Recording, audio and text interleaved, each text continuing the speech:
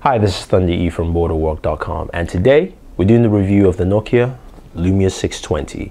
Now, this is a smartphone a lot of people have praised and a lot of people like. So we wanted to see exactly why do people like this nice small 3.8-inch device.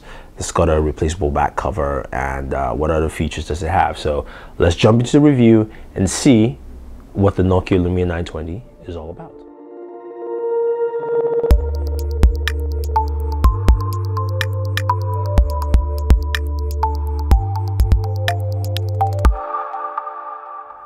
All right, so let's take a closer look at the Lumia 620. Of course, you can get in a variety of colors. You can change color of your 620 with the back covers.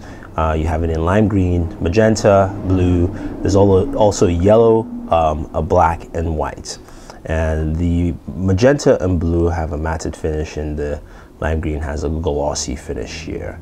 As you can see, the interior, of course, it's a yellow interior with a lime green outside, and the yellow kind of highlights on the edges, which we'll show you in a second. The blue, of course, is just blue with white, but as you can see here, this is actually like a clip-on for your 3.5mm jack, so it actually clips into place. So let's go ahead, open this up. To actually change your back cover or put in your SIM card, it's quite easy. Yeah, put your finger here on the camera and basically just pull back from the top, and boom, it's out. It's a very simple process. I'm going to use this tool to take out my battery because my fingernails are non-existent, but you do have a battery here. I believe the battery size, if I'm not mistaken, is a 1300 milliamp battery. So it's not a large battery, but in terms of battery life, it does very well. We'll get back to that in a second. Now, your SIM card is actually on the tray here below, which you can slide out. It uses a micro SIM, and your microSD card is on top here. So that's where all your components are, and you can easily change your back covers. So we're going to put the battery back, and we will go with the lime green. Now, to put your device back together, you see those little lips there at the bottom. Make sure you line them up with your device as such, and then you can see this will drop in. Now, this is where your 3.5mm jack fits into there, and you are good to go. So again, just line this up, drop it in, and that's it. You can see how the lime green with the yellow highlights outside. So let's move our cases out since we don't need those. So this is a 3.8-inch clear black display, and of course does well in sunlight. It's very vibrant. You can actually see what you're looking at. You've got a 5 megapixel camera in the rear here with an LED flash. We've also got, now this is powered by a dual core Snapdragon processor. In terms of RAM, you only have 512 megs of RAM, so not as much RAM. So the philosophy here is that since you have a dual core processor, that will do more of the work than the memory needed. And you will see some slowdowns, but not as much. Literally, it's barely noticeable. So they've done a very good job in making sure that the operating system handles this very well. Now, in terms of internal storage, I could be exactly wrong, but I think you do have 8 gigabytes of storage, expandable with microSD. So let's zoom in a little bit closer so we can take a better look at the device here. Not too close, but close enough. So, of course, it's running Windows 8 software, Windows Phone 8 software.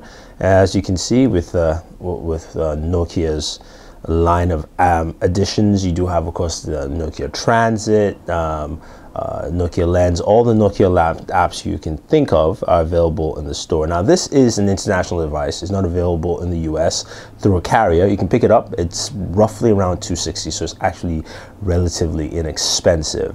But whatever carrier you use on there, the app store will populate. So right now I have an AT&T SIM card. Eventually it will populate in here, as well as if it was T-Mobile, you see some T-Mobile geared maps populates on there. I guess my SIM is not ready yet. So the other thing too here is that it supports HSP plus up to 21 megabits per second, and will work with either T-Mobile, AT&T SIM cards, which is nice to know. Now, a couple of things you find in here settings wise. If you go into settings, you do have your Nokia account, your display and touch. Now, this helps you change certain things in the display, like sunlight readability on and off, and battery saver brightness, which you can actually change those two options there. And then you have Network Plus.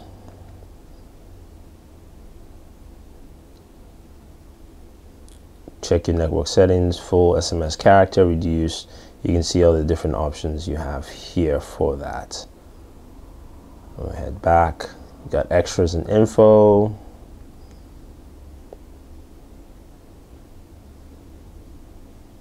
And then you have access points and feedback to Nokia. So you have a couple of things here that help you use this quite well. Now, in terms of usability, this handles very well. You get solid, just solid voice calls.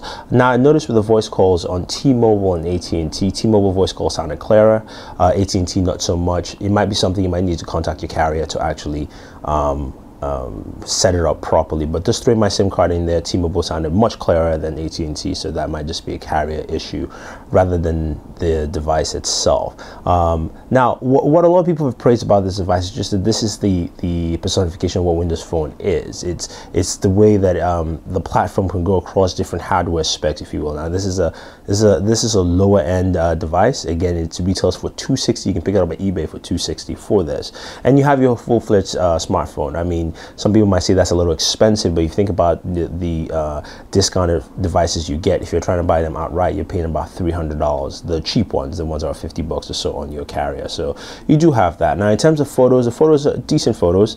Nothing spectacular there. Does a decent job with photos, and you know, I really can't complain about it, and we'll show you some of the photos within the review.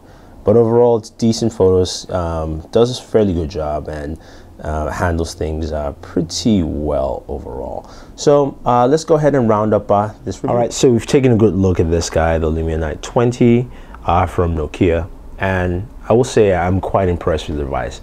One, because it's quite affordable. So you're paying $620 for this, sorry, $260 for this. I apologize, not $620, $260 for this device, and it's fully yours. It's not subsidized. And what you get is you get the same processor you find in the 920. Yes, you do get half the memory in terms of 512 megs of RAM, but it's still very, very fast and very fluid. You've got a good call quality. You might have to mess around with the settings for AT&T, but good call quality, good settings, takes decent pictures with the camera, nothing fanciful. But if you're looking for something that you can pick up and say it's yours, and you don't have to pay for it all the time through a carrier, I think this device does that well. I mean, the detail and design and also the build is something that I will give Nokia props for in terms of just quality and feel, because if you can see this clearly, the device looks and feels very solid. It doesn't feel like a cheap device, doesn't feel like a budget phone. It is a budget phone, but it doesn't feel like that. It actually handles very well like a top tier device, and that's something I think Nokia has done a very, very good job overall. So if you have any questions or any comments, let us know. Don't forget to subscribe to all our pages on Twitter, Facebook, and YouTube. It's all Booredatwork with 2 O's, and also Instagram, Pinterest, same thing, Booredatwork 2 O's. So this is Thunder E saying thank you, and always enjoy entertainment.